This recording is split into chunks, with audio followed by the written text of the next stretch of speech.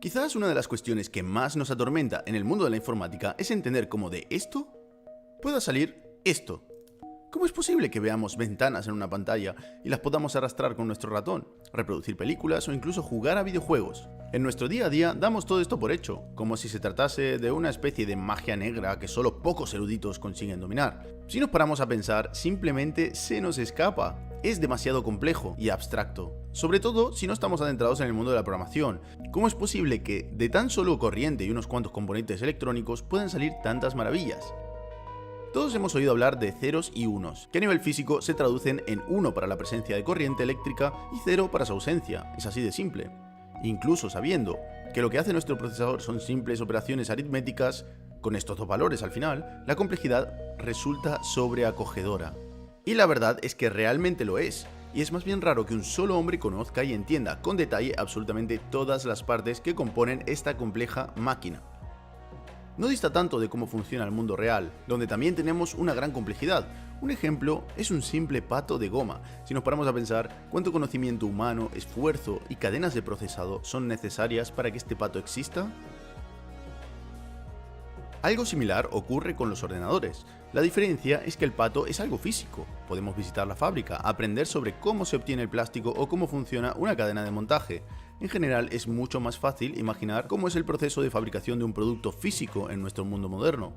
En el caso del software, sin embargo, es bastante complejo llegar a imaginar, sobre todo para alguien no familiarizado con ciertos conceptos de computación. ¿De qué se compone YouTube, o Excel, o Netflix? ¿O cómo es posible que juguemos a Overwatch Online con alguien que está del otro lado del océano? Principalmente el problema del software es que es abstracto, no es algo tangible, a diferencia de un árbol, por ejemplo. Con un árbol podemos imaginar el proceso que lleva a transformarlo en una mesa o una silla.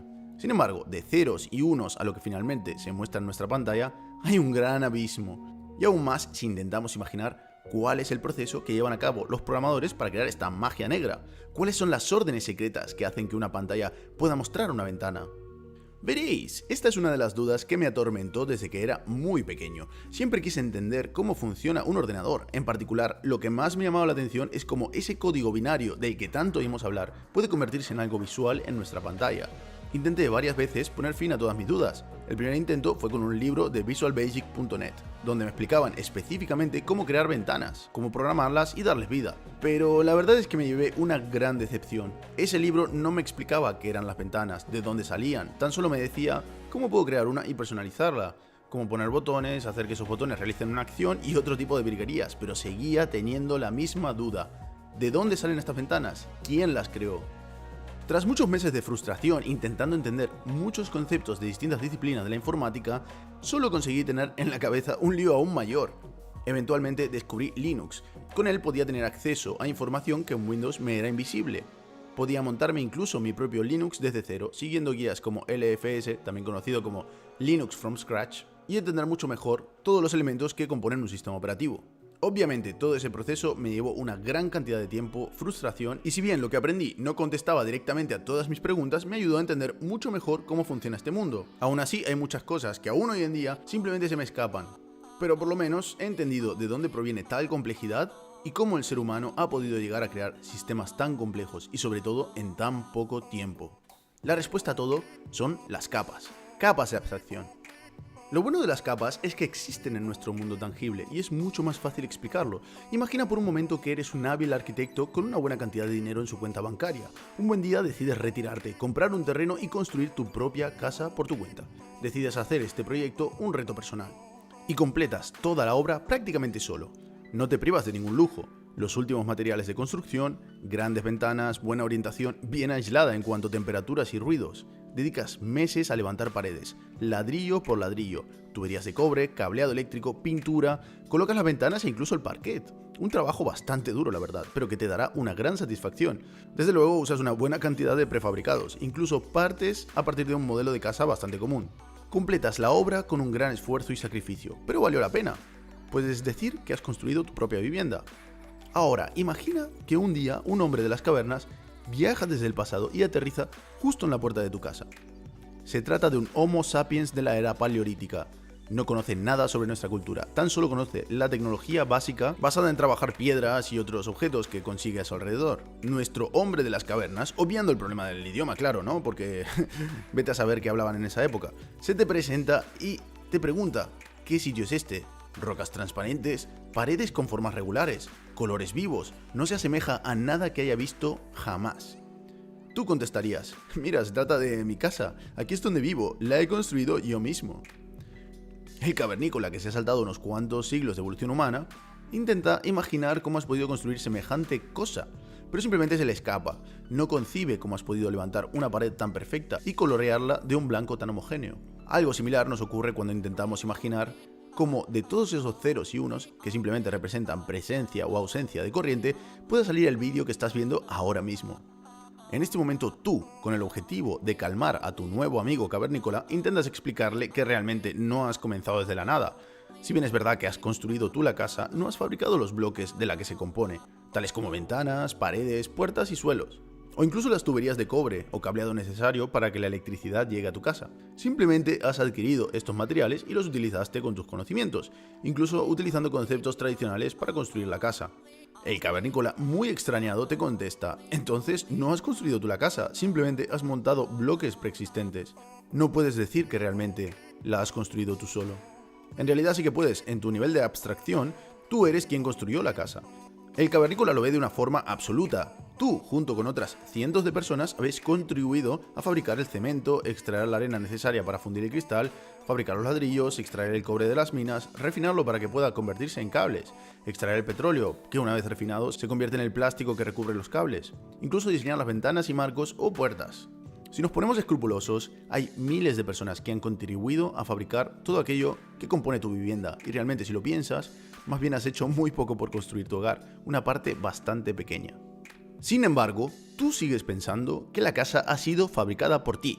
Según tu punto de vista, hay muchas cosas que das por hecho que no vas a poder fabricar por tu cuenta, o el esfuerzo no vale la pena, ya que existen productos que te las proporcionan. Das por sentado que en la construcción de tu casa usaremos bloques tales como ladrillos. Los ladrillos son un concepto abstracto para ti, son un producto acabado que viene de otro nivel de fabricación.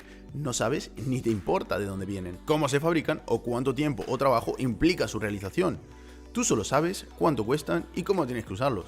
Se trata de una capa de abstracción. Para ti el ladrillo es un concepto que te viene dado de forma abstracta. No necesitas conocer todos los detalles. En tu labor el ladrillo es un bloque básico y en la tarea de construir la casa hay muchos otros como este. Esto en la informática y en otros campos se llama capa o nivel de abstracción. Tú vives feliz en tu mundo. Con tus conceptos y tus bloques básicos construyes casas, mientras que en la capa inferior tenemos ingenieros industriales que no tienen ni idea de cómo se construye una casa, pero saben unas cuantas cosas sobre ladrillos. Y en la capa que está por debajo, pues tendríamos expertos en extraer materiales de las minas para que el fabricante de ladrillos pueda crear su producto, que tampoco necesariamente saben ni le importa cómo los ingenieros diseñan sus productos o cómo tú construyes tu casa. Cada uno vive en su nivel, apartado, o mejor dicho, abstraído de cómo funcionan los demás niveles. No me malinterpretéis. Puedes entender cómo funcionan todos los niveles, pero desde luego serás mejor en tu trabajo si te dedicas a dominar a fondo tu campo y tu nivel de abstracción. Lo mismo ocurre con los ordenadores, aunque aquí hay un concepto bastante difícil de asimilar, la tecnología digital. Antiguamente estábamos ligados a un hardware, una serie de componentes que estaban específicamente diseñados para conseguir un resultado específico. Si queríamos otros resultados, pues teníamos que modificar estos circuitos físicamente para hacer que el resultado cambie. Pero gracias al trabajo de matemáticos y físicos como Ada Lovelace, John von Neumann y Alan Turing, así como muchos otros, nace la idea de una máquina única, la máquina definitiva, capaz de realizar cálculos basados en la presencia o ausencia de corriente. Aquí nace el mundo digital y la computación tal y como la conocemos hoy en día. Dejamos de trabajar con componentes específicos a nivel de hardware, lo damos por hecho, y aquí nace quizás una de las primeras capas de abstracción en la informática. Nos olvidamos de los componentes físicos y empezamos a trabajar con memorias y cálculos. El valor que tienen nuestros números en estas máquinas se alejan del aspecto que tenga la máquina en sí. En otras palabras, la máquina definitiva, capaz de resolver cualquier problema, una máquina universal. Realmente no es el objetivo de este vídeo entender cómo funciona un ordenador desde el más bajo nivel de nuestras capas. Simplemente entender que cada nivel de evolución nos da una nueva capa de abstracción, nos resuelve muchos problemas con los que ya no tendremos que lidiar y podremos centrarnos en evolucionar dando muchas cosas por hecho. Muy bien, pues tenemos una máquina que puede hacer operaciones aritméticas. Un siguiente nivel sería automatizar esas operaciones. hacer que la máquina ya sea capaz de saber cómo realizarlas y nosotros tan solo le dijéramos realiza esta secuencia de acciones y fuera capaz de hacerlas sin asistencia alguna. En ese caso lo único que necesitaríamos son unos valores de entrada y nos devolvería otros de salida. Algo tan simple como una suma. Luego pasaríamos a la multiplicación. Si nuestra máquina tan solo puede sumar o restar, sabiendo que una multiplicación es repetir la suma del mismo número una cierta cantidad de veces, podríamos crear un procedimiento que, sabiendo cuáles son los dos números implicados en la multiplicación, simplemente realice este procedimiento para darnos el resultado de la operación, sin tener que nosotros instruir las sumas una tras otra. La máquina lee ceros y unos, presencia de corriente, ausencia de corriente, y todas las instrucciones las recibe de esta manera. Suena muy complicado y contraproducente, desde luego. Pero, ¿qué tal si definimos un sistema de letras y números basados en códigos ceros y unos? Algo parecido al Morse. Usando estos códigos crearíamos un simple lenguaje, algo parecido a esto. El resultado de esta operación sería 4, la suma de 1 y 3. La máquina obviamente no entiende este texto, pero crearíamos unos procedimientos para que se encarguen de traducir este texto en los ceros y unos necesarios para realizar la suma. Y así, poco a poco, capa tras capa, llegamos a los ordenadores modernos. Esto que acabamos de ver sería el nacimiento de los lenguajes de programación. Si nos movemos a algo un poco más moderno, el programador del driver gráfico no conoce cómo se representan los colores en tu pantalla, él tan solo envía una tabla de valores con el color que tiene cada píxel. La pantalla es la que se encargaría luego de mostrarlos, la que sabe cómo tiene que hablar con cada componente físico para que la acción se lleve a cabo. A su vez, el programador que creó la consola de texto desconoce cómo se crea esa tabla de colores, pero sabe que para mostrar texto tiene que pasarle una serie de datos específicos. De la misma manera, el programador de programas basados en texto no sabe cómo se representan los textos en la pantalla, solo sabe qué es lo que tiene que hacer para mostrarlos. Cada uno en el nivel inferior se ha encargado de que el nivel superior lo tenga fácil para hacerlo y se ha encargado de dejar preparado el trabajo sucio. Básicamente es una caja negra. El PC que estás usando ahora mismo está repleto de cajas negras, hablando la una con la otra. Cada nivel desconoce cómo funciona internamente el nivel superior o inferior. Ahora mismo estamos hablando de los niveles más bajos de nuestra gran montaña de capas.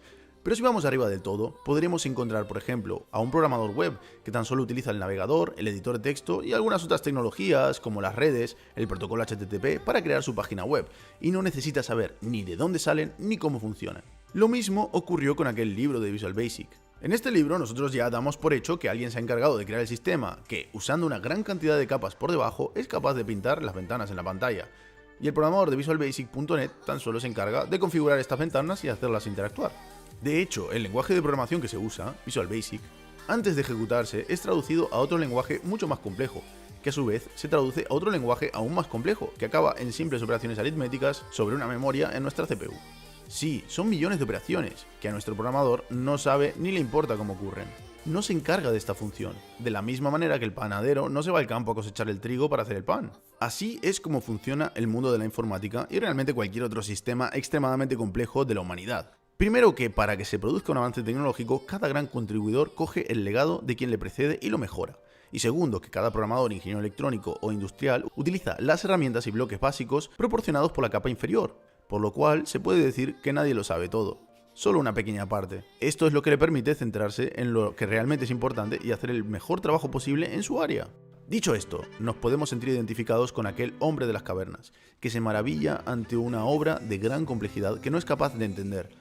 Sobre todo lo que no entiende es cómo un hombre fue capaz de hacer todo aquello.